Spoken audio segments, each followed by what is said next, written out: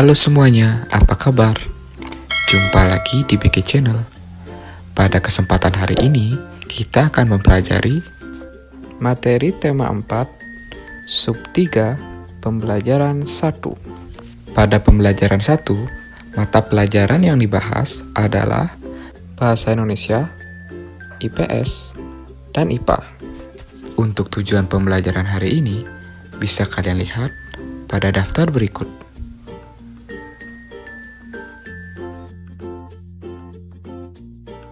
Seperti biasa, sebelum kita memulai pembelajaran hari ini, mari kita berdoa terlebih dahulu agar pembelajaran hari ini berjalan dengan lancar dan lebih bermakna. Berdoa dipersilakan.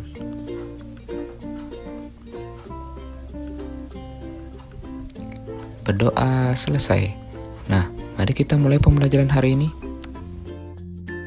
Kita sudah memasuki subtema 3. Pada subtema 3, judulnya Pekerjaan Orang Tuaku. Kali ini kita akan membahas pekerjaan seorang pendongeng. Tahukah kamu seorang pendongeng? Pendongeng adalah orang yang menyampaikan dongeng kepada orang lain. Mendongeng adalah pekerjaan orang tua Sani. Nah, kali ini silakan kalian baca dulu dongeng berjudul Tupai dan Ikan Gabus. Setelah itu, kita akan belajar menemukan unsur-unsur cerita yang ada pada dongeng tersebut. Nah, jangan lupa pause dulu video ini. Selamat membaca. Nah, setelah kamu membaca, kita akan membahas unsur-unsur yang ada dalam cerita tersebut. Pertama, judul. Judul adalah nama yang diberikan untuk sebuah cerita atau karangan. Nah, judul biasanya terletak di atas karangan. Untuk cerita tadi memiliki judul Tupai dan Ikan Gabus. Kemudian tokoh. Tokoh adalah karakter yang terlibat pada sebuah cerita dan biasanya memiliki peran pada cerita tersebut. Setelah kamu membaca tadi, coba kamu tentukan kira-kira tokoh pada cerita tersebut siapa saja. Selanjutnya ada sifat tokoh. Sifat tokoh merupakan pembawaan atau kebiasaan yang dimiliki oleh tokoh tersebut. Secara umum, ada tokoh yang memiliki sifat yang baik atau protagonis, dan ada juga tokoh yang memiliki sifat yang tidak baik atau disebut antagonis. Beberapa sifat yang baik biasanya suka menolong, penyabar, pemaaf, dan lain-lain yang memiliki sifat positif. Kemudian, untuk yang sifat tidak baik, misalnya suka mencuri, pendendam, pemarah, dan lain-lain. Nah, sekarang silakan tentukan sifat dari tokoh cerita Tupai dan Ikan Gabus tersebut. Kemudian ada tempat. Tempat merupakan latar atau di mana kejadian di dalam cerita tersebut terjadi. Bisa di dalam hutan, bisa di gunung, bisa di perkotaan, dan lain-lain. Silakan tentukan latar tempat pada cerita tersebut. Kemudian ada awal cerita. Awal cerita merupakan awal atau permulaan konflik atau permasalahan pada cerita tersebut terjadi. Kemudian akhir cerita adalah bagaimana konflik atau permasalahan tersebut bisa selesai, dan akhir dari tokoh-tokoh tersebut bagaimana. Apakah berakhir bahagia atau tidak bahagia? Terakhir ada pesan moral. Pesan moral adalah nilai baik atau nilai buruk yang bisa kita jadikan pelajaran dalam kehidupan kita sehari-hari. Biasanya setiap pengarang cerita memiliki pesan moral pada setiap ceritanya. Nah, silahkan kalian cari pesan moral pada cerita Tupai dan Ikan Gabus ini. Selanjutnya, kita jawab beberapa pertanyaan berikut. Bagaimana pendapatmu tentang cerita tersebut? Nah, berilah pendapatmu setelah kamu membaca cerita tersebut. Bapak contohkan, cerita tersebut sangat menarik. Kenapa? Karena menceritakan perjuangan seorang sahabat untuk menolong sahabatnya yang kesusahan. Nah, kamu bisa berikan pendapat yang lainnya. Untuk nomor 2, hal baik apa yang bisa kamu pelajari dari cerita tersebut? Ada banyak hal yang bisa kamu petik dan pelajari dari cerita tersebut. Salah satunya, sebagai sahabat, kita harus saling tolong-menolong jika sahabat kita sedang mengalami kesusahan. Nah, kamu bisa berikan jawaban atau pendapat yang lainnya. Dayu mempunyai teman yang bernama Benny. Pekerjaan ayahnya adalah pengrajin kayu. Silakan kalian baca kisah ayah Benny, kemudian setelah itu kita bersama-sama menjawab beberapa pertanyaannya. Nomor 1, produk apa yang dihasilkan oleh ayah Benny? Sesuai dengan cerita, yang dihasilkan oleh ayah Benny adalah meja dan kursi. Berikutnya, apakah pekerjaan ayah Benny termasuk menghasilkan barang atau jasa? Jelaskan alasanmu. Pekerjaan ayah Benny tentu saja termasuk menghasilkan barang, yaitu meja dan kursi. Alasannya, pekerjaan yang dilakukan oleh ayah Benny berupa hasil yang bisa dilihat dan disentuh, serta dimanfaatkan. Nomor 3, apa saja yang harus dikerjakan oleh pengrajin kayu? Jawabannya sudah tertulis jelas di teks tersebut. Pertama, kayu dibeli oleh pengrajin. Kemudian kayu dipotong, membentuk menjadi kursi, lalu dihaluskan. Setelah itu, kayu yang sudah dihaluskan lalu dicat. Waktu yang dihabiskan untuk membuat kursi kurang lebih 1 minggu.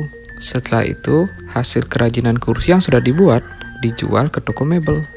Sumber daya alam yang digunakan oleh pengrajin kayu adalah kayu. Dari manakah kayu berasal? Apakah kayu tersebut dapat diperbaharui? Nah, berikut adalah proses pengolahan kayu dari masih berada di hutan hingga ada di toko mebel untuk dibeli. Dengarkan baik-baik. Pertama, orang yang akan menjual kayu mencari pohon di hutan. Pohon yang dipilih adalah pohon yang sudah siap untuk ditebang. Setelah itu, pohon ditebang dan dipotong-potong hingga menjadi balok-balok kayu. Kemudian, kayu diangkut menggunakan truk ke kota.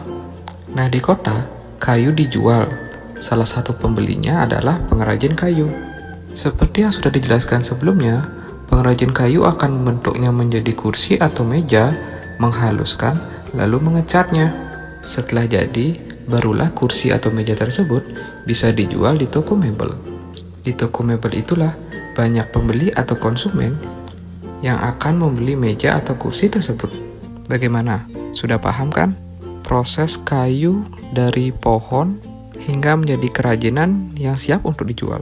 Berdasarkan penjelasan Bapak tadi, sekarang tugasmu adalah jawablah pertanyaan-pertanyaan berikut. Selamat mengerjakan. Salah satu hutan di Indonesia yang sering diambil pohonnya adalah hutan di Kalimantan. Dahulu hutan Kalimantan sangat lebat dan mendapat julukan paru-paru dunia. Paru-paru dunia artinya penghasil oksigen. Akan tetapi, kini pohon-pohonnya semakin berkurang. Sering sekali karena kebakaran hutan. Kadang juga karena hutan tersebut dirubah menjadi pemukiman atau ladang perkebunan kelapa sawit. Sekarang ayo amati. Di bawah ini merupakan hutan Kalimantan dari tahun ke tahun. Warna hijau menunjukkan adanya pohon dan warna putih menunjukkan hutan yang sudah gundul. Mari kita bahas. Pada tahun 1950, hampir seluruh wilayah Kalimantan masih tertutupi hutan yang lebat. Naik beberapa tahun ke tahun 1985, sudah mulai ada pengurangan pohon, walau tidak terlalu banyak.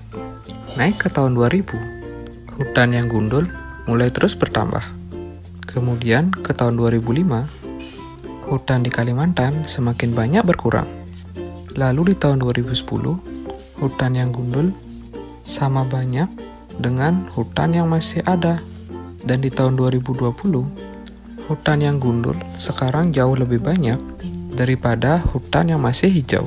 Seperti yang Bapak bilang, hal tersebut dikarenakan kebakaran hutan dan pengalihan fungsi hutan dari hutan hingga menjadi pemukiman. Berdasarkan data tersebut, sekarang jawablah pertanyaan-pertanyaan berikut. Bapak contohkan untuk nomor 1. Bandingkan kenampakan hutan pada tahun 1950 dan 2010. Kalau kita lihat, hutan di Kalimantan tahun 1950 hampir menutupi seluruh Kalimantan.